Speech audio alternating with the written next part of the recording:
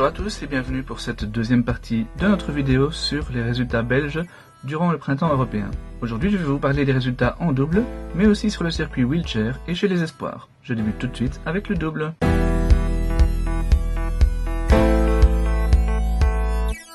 Sans atteindre de sommet, les résultats de nos représentants en double durant ce printemps ont été assez satisfaisants, et c'est une fois encore notre paire numéro 1 chez les garçons, composé de Sander Gillet et de Joran Wiegen, qui prend la première place du podium.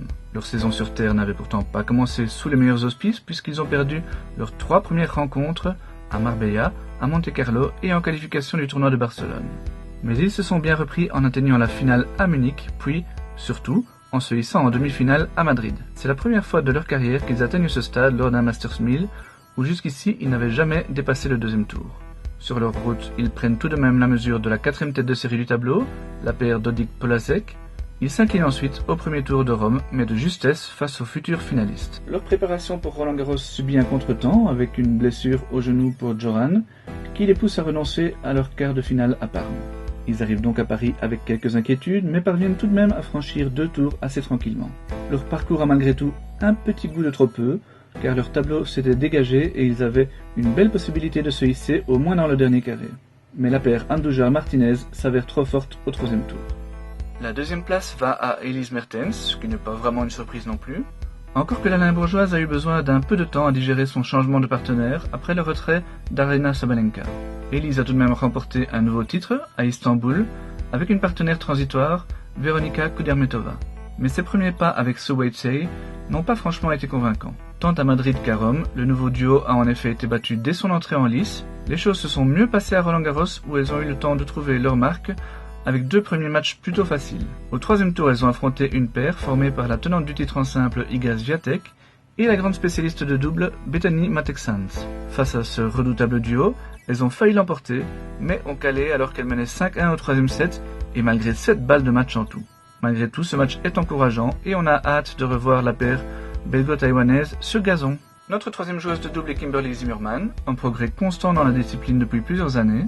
Battue en quart par la première paire lors du 60 000 $ d'Oeiras, elle s'impose aux 25 000 $ de Prague, signant ainsi son 17e succès en ITF, le 7e dans un tournoi de ce niveau ces 24 derniers mois. Dans la foulée, Kim atteint encore la finale du W60 de Saint-Gaudens, puis franchit un tour pour la première fois de sa carrière dans un tournoi WTA à Parme. Ce serait vraiment intéressant de voir si elle peut participer à d'autres tournois de ce niveau dans les prochains mois. Il n'y a pas eu d'autres titres en double sur cette période. On peut noter tout de même la belle finale de Grete Minen et Alison Van Uytvanck côte à côte au WTA 250 de Belgrade. Cette deuxième finale à ce niveau leur a également permis de participer pour la première fois à un grand chelem ensemble à Roland Garros. Les ont été battus d'entrée, mais ça reste une belle expérience. Cette finale en Serbie leur a également permis de faire leur entrée dans le top 100 du classement individuel de double. Même si vous le voyez, elles en sont sorties depuis, mais elles devraient pouvoir plus souvent participer à des tournois WTA ensemble désormais. Kimberly Zimmerman grimpe quant à elle dans le top 150, et Clara Vlassolar, grâce à 2 demi-finales en 15 000 $, réalise un bond aussi impressionnant en double qu'elle ne l'a fait en simple, j'en ai parlé dans la vidéo précédente. Côté masculin, Sander Gillet et Joran Wiegen continuent leur progression, lente mais quasi constante. Ils sont même tous les deux dans le top 30 aujourd'hui, après ajout de leurs points à Roland Garros. Michael Degoes et Bouvaisar Gadamori font leur entrée dans ce classement.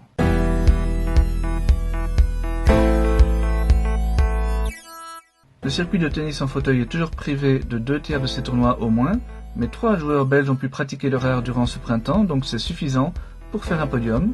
Et sur la première marche, c'est Jeff Van Dorp qu'on retrouve, à la surprise générale. Le joueur de Sint-Niklaas n'avait plus disputé que 2 tournois durant les 4 premiers mois de la saison, mais le retour sur terre lui a donné des ailes et il a obtenu quelques résultats très importants pour la suite de sa carrière. À Barcelone tout d'abord, pour un ITF 2, il se hisse en finale en prenant notamment la mesure du joueur local Martín de la Puente, l'un des autres grands espoirs du circuit. En finale, il est battu en 2-7 par le numéro 2 mondial Gustavo Fernandez. Battu d'entrée par Stéphane Houdet, 6e mondial au ITF 1 du Touquet, Jeff va retrouver Fernandez en demi du Super Series de la French Riviera. S'il a encore l'Argentin se montra impitoyable, le parcours de Jeff n'en est pas moins remarquable, lui qui atteignait là sa première demi-finale dans cette catégorie de tournois qui sont un peu l'équivalent des Masters 1000 de ce circuit. Sur sa route, Jeff prend notamment la mesure de Joachim Gérard, prouvant ainsi que sa première victoire sur le numéro 1 belge lors de l'Open de Belgique 2019 n'était en rien due au hasard. Le vainqueur de l'Open d'Australie n'a pas trop confirmé durant ce printemps.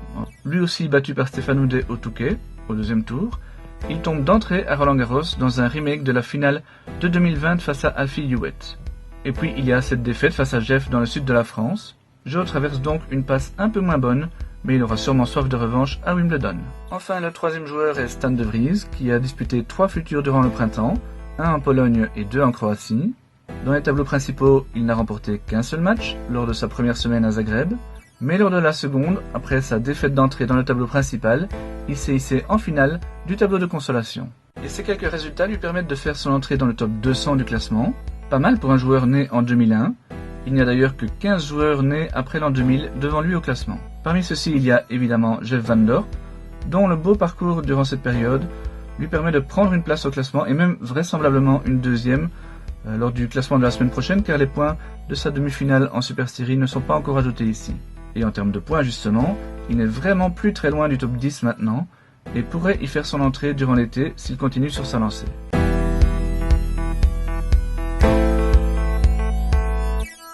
La saison est définitivement lancée chez les espoirs, tant chez les juniors que sur les circuits Tennis Europe U16 et U14. On se souvient que le nombre de tournois dans ces catégories était très faible durant l'hiver et le début du printemps, donc les Belges n'ont pas pu autant jouer qu'ils l'auraient voulu. Mais depuis mi-avril et le retour du tennis en extérieur, le nombre de tournois a considérablement augmenté et de nombreux représentants ont réalisé de belles performances. Il y a eu des titres, parfois très importants, des finales en simple, en double.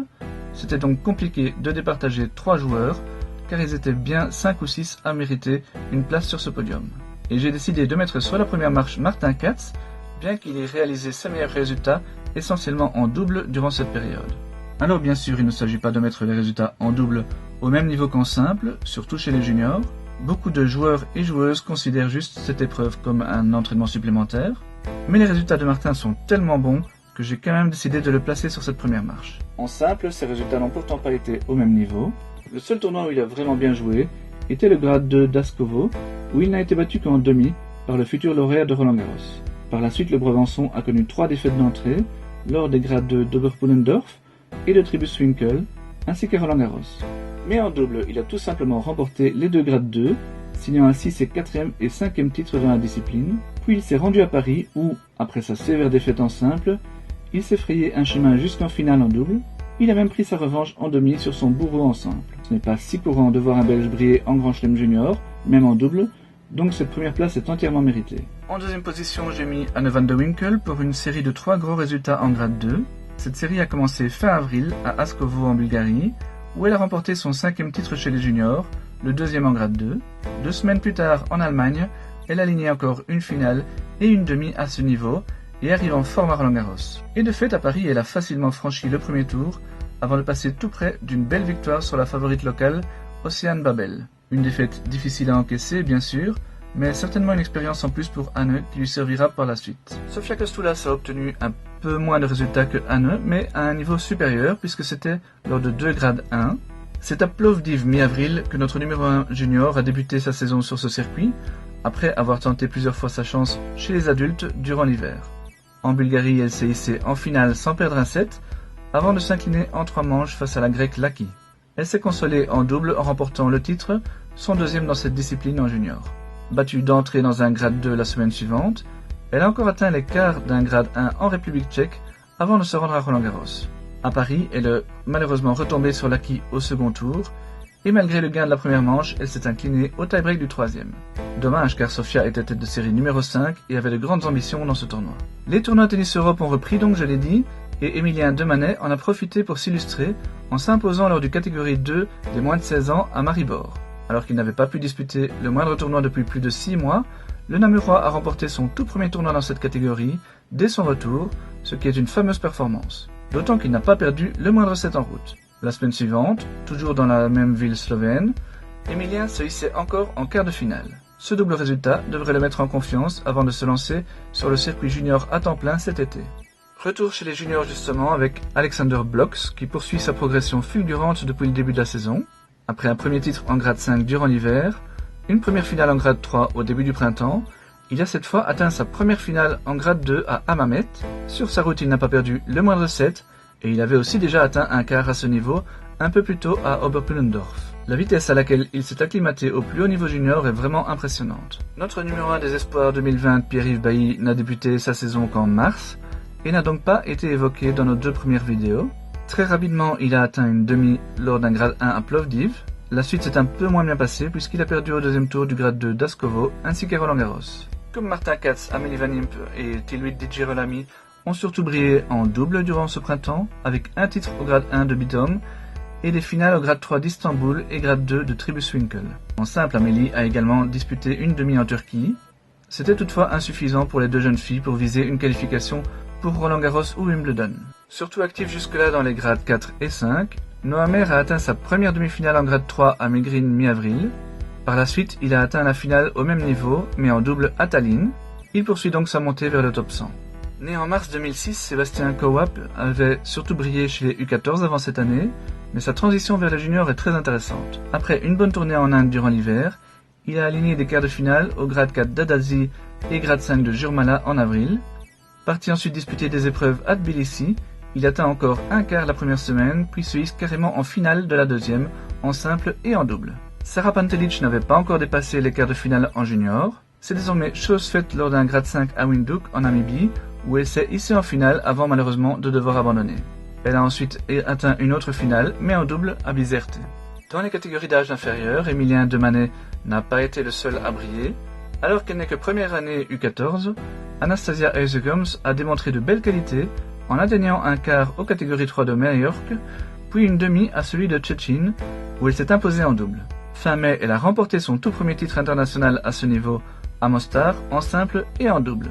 Dans la foulée, Anastasia faisait ses premiers pas sur le circuit U16 à Skopje, où elle ne s'arrêtait là aussi qu'en demi-finale. Seulement classée à la 200e place des U14 en début d'année, Thibaut Mermans a vite progressé durant ce printemps grâce à une première demi, suivie d'une finale lors de 2 catégories 3 à Tirana. Fin mai, il atteignait encore un quart aux catégories 2 de Maribor, où il s'imposait en double. Elin Bex était également en Albanie avec Thibaut, et comme lui, elle en est revenue avec une demi et une finale en simple, alors qu'elle n'avait jamais dépassé les quarts jusqu'ici. La première semaine, elle a également atteint la finale en double. Ethan Dassé a fait son retour à la compétition lors de 2 catégories 2 en mai, comme Emilien Demanet, mais lui au niveau des U14, il a atteint les quarts de finale à Zagreb, où il sortait des qualifications, et a réédité cette performance à Helsinki. Au classement junior masculin, on voit que les doubles peuvent aussi rapporter gros, puisque Martin Katz fait son entrée dans le top 50 grâce à ses bons résultats, une position qui devrait lui assurer une place dans le tableau final de l'US Open. À Wimbledon par contre, il devra encore passer par les qualifs. Les 2 autres grands gagnants du printemps sont Alexander Blocks, qui fait son entrée dans le top 100 à seulement 16 ans, et Sébastien Kowapé, 1 an de moins, qui réalise le plus gros bond du mois. Chez les filles, Anne van der Winkel grappille encore quelques places importantes. Plus loin, on peut voir les montées spectaculaires de Sara Pantelic, Moran Meyers, qui a atteint sa première demi en grade 4, et Lola Decou. Au classement U16, une fois n'est pas coutume, il y a eu beaucoup de changements. Le principal est l'entrée d'Alexander Blocks dans le top 10 grâce à un super bond. Alexander ne dispute plus de tournoi U16, mais ce classement est un hybride puisqu'il reprend aussi les points gagnés en U14 et en U18. Et il y a surtout un Masters en automne pour les 8 premiers de ce classement. Alexander, comme Sofia Kostulas chez les filles, pourrait le disputer avant de se tourner définitivement vers les juniors en 2022. Il y a eu d'autres très belles progressions dans ce classement, je ne vais pas toutes les citer ici, mais vous pouvez voir par exemple l'entrée dans le top 100 d'Emilien Demanet ou dans le top 500 d'Anastasia Eusegums à seulement 13 ans. Chez les U14, les progressions du mois sont à mettre à l'actif d'Ethan Dassé chez les garçons et bien sûr d'Anastasia qui fait son entrée dans le top 100 chez les filles. Voilà, ceci conclut notre double vidéo sur les résultats des joueurs belges durant ce printemps européen. J'espère qu'elles vous ont plu. N'hésitez pas à mettre un pouce bleu ou à commenter si c'est le cas. Moi, je vous retrouve début août pour commenter la saison sur gazon, les derniers tournois outdoor européens et les JO, avec en prime le lancement, enfin, du Belgian Circuit. A très bientôt donc.